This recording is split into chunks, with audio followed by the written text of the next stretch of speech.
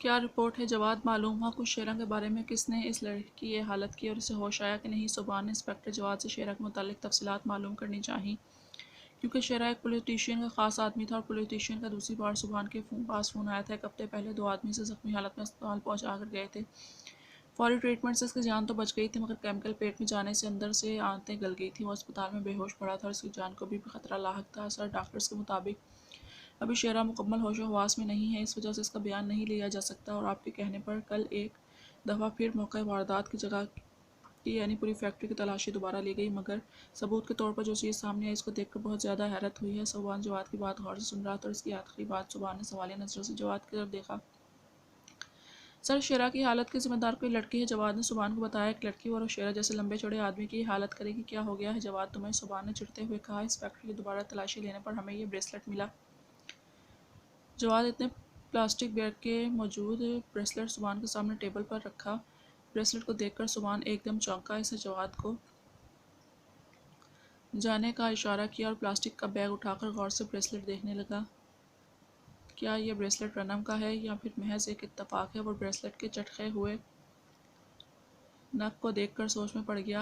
हफ्ते पहले जब काशान रनम को लेने आया था तो शायद इसने कहीं बाहर जाने का जिक्र किया था और शेरा को भी इसी रात जख्मी हालत में अस्पताल पहुंचाया गया। सुबहान सोच में पड़ गया, मगर 3 दिन पहले ही तो काशी और रनम सीरत और मम्मा से मिलकर गए हैं। क्या कोई ऐसी बात है जो काशी और रनम दोनों मुझसे छुपा रहे हैं? क्या इस रात इन दोनों के साथ कोई हादसा? रनम ठीक तो है? एक के बाद एक सवाल सुबहान के दिमाग में आ रहे थे। आखिरी सवाल पर फ़ौरन रनम का नंबर मिलाया जो दूसरी बैल पर उठा लिया गया। रनम, तुम ठीक हो ना? बेसाख्ता सुबहान के मुंह से निकला। आप इस तरह क्यों पूछ रहे हैं भैया? रनम ने अपने सूजे हुए गाल को छूते हुए पूछा। परसों तुम और काशी घर आए थे, मेरी मुलाकात नहीं हो पाई। तुम दोनों से बताओ हफ्ते पहले का डिनर कैसा रहा? सुबहान ने बात बनाते हुए असल मौक़िफ़ पर आया। इस रात का डिनर कैसे भूल सकती हैं? वो तो यादगार रहा। क्या? रनम ने खोए खोए अंदाज में कहा। रनम, तुम ठीक हो ना बेटा? रनम का अंदाज नोट करके सुबहान को इसकी फिक्र होने लगी। गाड़ी की चाबी थाम कर वो चेयर से उठा। वो रनम के पास जाने का इरादा रखता था। जी भैया, मैं बिल्कुल ठीक हूँ। आप बताएं मम्मा, और आप भी कैसी हैं? रनम सुबहान के फिक्रमंदाना अंदाज पर एकदम होश में आई थी। कहीं सुबहान परेशानी में यही ना आ जाए और वो बिल्कुल नहीं चाहती थी इसलिए अपनी आवाज़ को हशाश करती वही बोली। सब ठीक है। अच्छा सुनो, वो जो ब्रेसलेट इसका स्टोन टूट गया था, मैंने ज्वेलर से बात कर ली है, वो तुम वो ब्रेसलेट मुझे दे देना, मैं रिपेयर करवा दूंगा। सुबहान ने कार का दरवाज़ा खोलते हुए रनम से बोला। भैया, आई एम सॉरी, मुझे बहुत अफसोस हो रहा है, वो ब्रेसलेट मुझसे कहीं खो गया है। मुझे माफ़ कर दें, आपके दिए हुए गिफ्ट की हिफाजत नहीं कर पाई। इस दिन जब रनम काशान के साथ घर पहुंची तब इसके हाथ में ब्रेसलेट मौजूद नहीं था। इसे अफसोस हुआ ब्रेसलेट इससे कहीं खो गया। पगली, माफ़ी क्यों मांग रही हो? ऐसे 10 ब्रेसलेट मैं अपनी बहन के ऊपर सवार कर फेंक दूँ? अच्छा सुनो, चाय का पानी रखो, मैं थोड़ी देर में आता हूँ तुम्हारे पास। सुबहान ने ड्राइविंग करते हुए रनम से कहा। नहीं भैया नहीं, आज नहीं, प्लीज़ आज मत आइएगा। मेरा मतलब है मैं तो खुद अभी यशल के घर जाने के लिए तैयार हो रही हूँ, बस निकल वाली हूँ। सुबहान की बात सुनकर रनम ने एकदम से इसे मना किया और ड्रेसर के आगे अपना सूझा हुआ गाल देकर जल्दी से बहाना भी कर दिया। ओ चलो कोई बात नहीं, मैं यहाँ से गुजर रहा था, सोचा तुमसे मिलता चलूँ। चलो फिर कभी मिलेंगे, ध्यान से ही जाना। यशल की तरफ सुबहान ने इसे एहतियात बरतने की तलकीन करते हुए खुदाफिज कहकर कॉल काटी, मगर इसका रुख काशान के फ्लैट की तरफ था। रनम की बात से जुबान को मजीद अंदाज़ा हो गया कि कहीं कुछ गड़बड़ ज़रूर है। रनम का खोया खोया अंदाज माने इस बातें और सबसे बड़ी बात, वो इस तरह जुबान को घर आने से कभी मना नहीं कर सकती थी। बेशक इसे असल के गान जाना हो तब भी अब जल्दी से जुबान को रनम के पास पहुंचना था ताकि वो इससे मिलकर असल बात की तह तक पहुंच सके। भैया क्या सोच रहे होंगे मेरे बारे में? उन्होंने फील तो नहीं किया होगा मेरा इस तरह बोलना, लेकिन अगर वो यहाँ आ जाते मेरा चेहरा देख लेते तो इन्हें ज़्यादा दुख होता। अच्छा ही हुआ जो मना कर दिया। या रनम आईने में अपना चेहरा देखकर अफसरदगी से सोचने लगी। आज सुबह जब इसकी आंख खुली तो काशान ऑफिस जा चुका था। इसे जगाए बगैर जब वो डाइनिंग टेबल पर आई तो थर्मस में चाय और नाश्ता रखा हुआ टेबल पर मौजूद था जो काशान इसके करने के लिए रख गया था। कल शाम से इसने कुछ नहीं खाया था, रात का खाना भी नहीं खाया था। रनम ने थर्मस से अपने लिए चाय निकाल कर एक ब्रेड पीस अलग से उतारा और घूट घूट चाय पीने लगी। चाय के साथ साथ वो कल वाली तलखी भी अपने ऊपर उतारने लगी। नाश्ते से फारिग होकर इसने घर की सफाई का इरादा किया, मगर इत्तेफाक से मना करने के बावजूद नूरा इस वक्त आ गई थी। वो काम करते हुए बार बार रनम का सूजा हुआ गाल देख रही थी। इससे रनम से इसके गालों के निशान के बारे में पूछा। रनम ने कई कई कहकर टाल दिया। काम से फारिग होकर जाने से पहले नूरा ने रनम को अपनी बेटी के बारे में बताया। इसकी बेटी का गाल भी ऐसे ही सूजा हुआ था, मगर वो गिरी नहीं थी बल्कि इसके शौहर ने मारा था। नूरा की बात सुनकर रनम का दिल मजीद बुझ गया। इसका दिल काशान की तरफ से बदजद होने लगा। ये मैं क्या सोचने लगी, काशान प्यार भी तो करते हैं मुझसे। रनम ने फ़ौरन अपने दिल को समझाया और काशान के और अपने सारे प्यार भरे लम्हात याद करने लगी। थप्पड़ से जैसे ही रनम फर्श पर गिरी, काशान ने वो मंजर याद करके अपनी मुट्ठी जोर से टेबल पर मारी। जब से कल वाला मंजर याद आ रहा था, वो अपने हाथ को इसी तरह सजा दे रहा था, मालूम नहीं किस तरह इसका ज़ोर से हाथ रन पर उठा। वो ऑफिस में बैठा हुआ सोचने लगा, क्या हुआ काशान, आप कुछ परेशान दिखाई दे रहे हैं। माया ने इसके रूम में आकर पूछा, जिस पर काशान चौंक कर इसे देखने लगा। नहीं, ऐसी कोई बात नहीं है, आप बताएं, कोई काम था क्या? काशान ने माया को देखकर पूछा, कल होने वाली मीटिंग के हवाले से कुछ डिस्कशन करनी थी। आई थिंक मैं बाद में आ जाती हूँ। माया रूम से जाने के लिए मुड़ी। नहीं, इसकी ज़रूरत नहीं, हम डिस्कस कर लेते हैं, आप बैठें। काशान ने माया कुर्सी की तरफ इशारा किया तो बैठ गई।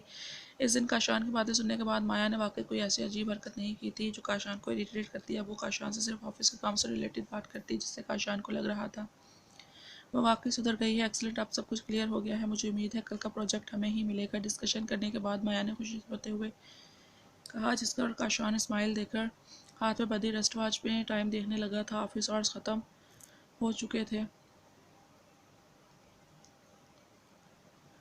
ठीक है मैम, अब इजाज़त दीजिए, इंशाल्लाह कल मीटिंग में मुलाकात होगी। काशान चेयर से उठते हुए कहा, इसे रनम के पास पहुंचने की जल्दी थी। रात को भी अपने रवैये की तलाफी नहीं कर सका था। सुबह भी रनम को जगाए बगैर चला गया था, मगर अब इसे अपनी बीवी को मनाना था, इसे अपनी मोहब्बत का यकीन दिलाना था। ऑफिस से निकलकर इसने कार फ्लावर शॉप पर रुकी, रेड रोज़ का बुके लेकर इसमें सॉरी का छोटा सा कार्ड डाला। अब ज्वेलर शॉप में मौजूद था। काफ़ी दिनों से इसने रनम को कोई गिफ्ट नहीं दिया था। इसे रनम के लिए रिंग पसंद आई, जो इसने फ़ौरन परचेज़ कर ली थी।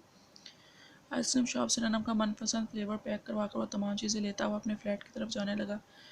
रनम शावर लेकर निकली तो आईने में अपना गाल का जायज़ा लेने लगी। आज सुबह की बानिस्बत सूजन थोड़ी कम थी, मगर अभी भी देखकर वाजिया जैसे कोई चोट लगी हो। अच्छा ही हुआ जो भैया को मना कर दिया, वैसे भी काशान के आने का टाइम है। रनम ने घड़ी में टाइम देखा, अपने गीले बालों को ड्रायर की मदद से खुश करके जूड़ा बनाया।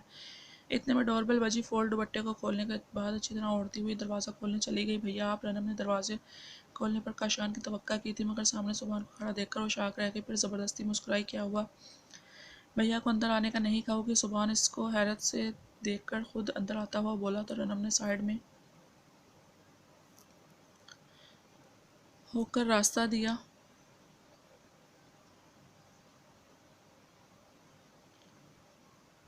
काशी कहाँ पर है, आया नहीं अभी तक? सुबहान ड्राइंग रूम की तरफ जाता हुआ रनम से पूछने लगा। बस वो भी आते होंगे, मैं पानी लेकर आती हूँ आपके लिए। रनम कहकर किचन की तरफ जाने लगी, तभी सुबहान ने इसका हाथ पकड़ा था।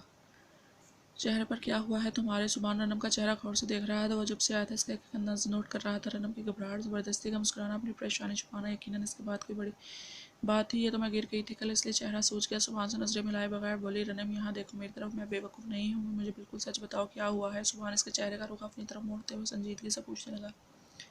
ऐसे निशान तो वो बचपन से फायजा के मुंह पर देखती आया था। इसका दिल अंदर से अनजाने खौफ से डरने लगा था। भैया क्या हो गया है आपको? मैं आपसे झूठ बोलूँगी क्या? रनम का दिल ही तो भर आया था। सुबहान इसको जिस तरह देखकर पूछ रहा था, मगर वो लहजा नॉर्मल रखते हुए बोली, गिरकर चोट लगने और थप्पड़ के निशान में फ़र्क वाज़ेह होता है। रनम, काशी ने हाथ उठाया तुम पर। सुबहान जिस मकसद के लिए आया था वो रनम का सूझा हुआ गाल देकर सब भूल चुका था, मगर अब दुआ कर रहा था रनम सच बोल दे, और ये भी कि तकलीफ रनम को काशी ने ना दी हो। रनम आखिर कब तक ज़ब्त करती भैया? सुबहान के गले लगकर वो बुरी तरह रो पड़ी, और रनम का रोना सुबहान को बहुत कुछ समझा गया था। सुबहान दोनों हाथों से इसे थामे खामोश खड़ा था। रनम को इस तरह रोता देखकर इसका दिल तड़प गया था। इतने में डोरबेल बजी। भैया आप मेरी बात सुने प्लीज़। बैल की आवाज़ पर सुबहान दरवाज़ा खोलने के लिए बढ़ा। वही रनम ने इसका हाथ पकड़ लिया। वो अपना हाथ छुड़ाता लाउंज में आया था। जब से सुबहान की आंखें सुर्ख हो चुकी थीं। फ्लैट का दरवाज़ा खोला। सो भी तुम कब आए? दरवाज़ा खोलने पर रनम के बजाय काशान ने सुबहान का चेहरा देखा। एक हाथ में बुकी और दूसरी चीज़ें थाम कर काशान घर के अंदर आ दाखिल हुआ। रनम कहाँ है? सुबहान की तरफ से जवाब न पाकर काशान ने दूसरा सवाल किया और आइसक्रीम का जार टेबल पर रखा। कोई भी जवाब देने के बजाय सुबहान ने जोरदार थप्पड़ काशान के मुंह पर दे मारा, जिससे काशान के हाथ में मौजूद बुके नीचे गिरा और सब फूल फर्श पर बिखर गए। भैया आपको खुदा का वास्ता है, आप ऐसा मत करें। रनम जो ड्राइंग रूम में मौजूद थी इन दोनों की गुफ्तगू सुनकर थप्पड़ की आवाज़ पर लाउंज में आई और सुबहान का बाजू पकड़कर इसे रोकने लगी। जबकि काशान ने इतनी बेयकीनी से सुबहान को देखा, उसे से घूर रहा था। हिम्मत कैसी तुम्हारी इस मासूम पर हाथ उठाने की? आखिर क्या सोचकर इतनी बेदर्दी से मारा है? सुबहान रनम को इग्नोर करता हुआ गुस्से में काशान की तरफ बढ़ने लगा, मगर रनम ने इसका बाजू मजबूती से थाम लिया। देखो सोबी, तुम बिल्कुल गलत समझ रहे हो, गलती इसकी थी तभी मेरा हाथ उठा, ये अलग बात है, इसे काफ़ी ज़ोर से लगी जिसका मुझे एहसास है।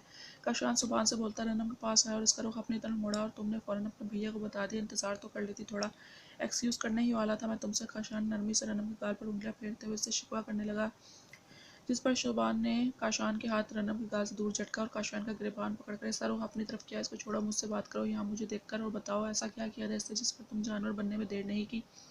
सुबहान को काशान की शक्ल देखकर मजीद गुस्सा आ रहा था। हम दोनों हस्बैंड वाइफ के बीच की बात है और इस वक्त मैं अपनी बीवी से बात कर रहा हूँ। काशान ने सुबहान का हाथ अपनी गिरबान से हटाकर इसे घूरते हुए कहा, हस्बैंड वाइफ के बीच की बात होने का मतलब हरगिज़ नहीं काशी तुम जानवर बन जाओ और बीच में कोई ना बोले इसका बाप मरा है लेकिन भाई भी जिंदा है। चलो मेरे साथ। सुबहान रनम का हाथ पकड़कर इसे ले जाने लगा। सभी बात का बतंगड़ मत बताओ, मैं इसे एक्सक्यूज़ करने वाला था, वो कहीं नहीं जाएगी तुम्हारे साथ। काशान आगे बढ़कर रनम का हाथ सुबहान के हाथ से छुड़ाया। रनम अपना दिल थाम कर कभी सुबहान को तो कभी काशान को देख रही थी। रनम को मैं भी अपने साथ लेकर जा रहा हूँ और अब तुम मेरा दोबारा रास्ता नहीं रोकोगे। सुबहान तनबीह करते हुए काशान से कहा। काशान गुस्से से जब्त करता हुआ सुबहान को देखने लगा। चलो रन, अभी और इसी वक्त मेरे साथ घर चलो। इस तरह रनम को देखकर कहा, भैया मैं ठीक हूँ। काशान ठीक कह रहे हैं, गलती मेरी थी, आप मुझे इस हालत में लेकर जाएंगे तो बात बढ़ेगी। मम्मा आप भी परेशान होगी, मुझे आपके साथ आता देखकर मैं बिल्कुल ठीक हूँ, आप जाएं प्लीज़। रनम नज़र झुकाकर सुबहान से बोली, रनम तुम मेरे साथ घर चल रही हो अभी। इसी वक्त सुबहान ने दोबारा जोर देते हुए रनम से कहा, भैया प्लीज़। रनम सुबहान के आगे हाथ जोड़कर रोने लगी तो सुबहान चुप हो गया। वो काशान की तरफ मुड़ा। इसे हमने बहुत नाजों से पाला है काशी, अगर आइंदा तुम इसकी आंख में आंसू लाने का सबब बने तो मैं नहीं छोड़ूंगा तुम्हें, चाहे इसकी गलती हो फिर भी तुम इसे कुछ नहीं कहोगे। जितनी मैं तुमसे मोहब्बत करता हूँ इससे कहीं ज़्यादा इससे मोहब्बत करता हूँ। इससे मोहब्बत का तो तुमने भी दावा किया है ना, तो अपनी मोहब्बत का सबूत दो, जहालत का नहीं। इसका ख्याल रखना दोबारा ये बात मुझे दोहरानी ना पड़े। सुबहान काशान को वार्न करता हुआ दोबारा रनम की तरफ पलटा, इसकी आंखों से आंसू साफ करता हुआ इसे गले लगाया। जब मैं इंटर्नशिप का पेपर दे रहा था और तुमसे प्रॉब्लम सोल्व नहीं हो रही थी तो मैंने जो बात तुम्हें समझाई थी याद है ना, मैंने तुमसे एक वादा लिया था। सुबहान रनम से पूछने लगा। सनम रनम सुबहान की बात सुनकर मुस्कुरा दी और इस बात में सर हिलाने लगी।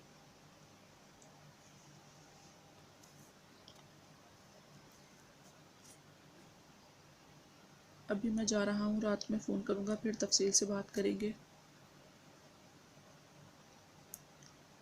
और कल दोपहर को यहाँ पर मैं दोबारा आऊँगा, अपना ख्याल रखना। सुबहान रनम का गाल थपथपाता हुआ काशान पर एक संजीदा निगाह डालकर घर से बाहर चला गया, मगर निकलने से पहले से कुछ याद आने पर दोबारा मुड़ा और हाँ एक बात याद रखना काशी, मेरी कान खोल कर, आइंदा अगर तुम कानून को हाथ में लिए तो यार किसी से पूछ गुछ किए तो मैं लाकअप कर दूंगा। तुम्हारे बेरहमाना सलूक से शेरा भी जिंदा है, मगर इसने होश में आने के बाद अगर तुम्हारा नाम लिया तब भी तुम इस जुर्म की सज़ा काटने के लिए तैयार रहना। सुबहान काशान को बोलता है इसके फ्लैट से निकल गया। वो रनम की बातों से अंदाज़ा तो लगा सकता था कि किसी हादसे की बिना पर ही शेरा और काशान में लड़ाई हुई होगी। रनम का वहाँ ब्रेसलेट मौजूद था, मगर रनम इतने तवाना मर्द पर तशद्दुद करने से रही। यकीनन शेरा के साथ जो कुछ भी हुआ इसका जिम्मेदार काशान होगा।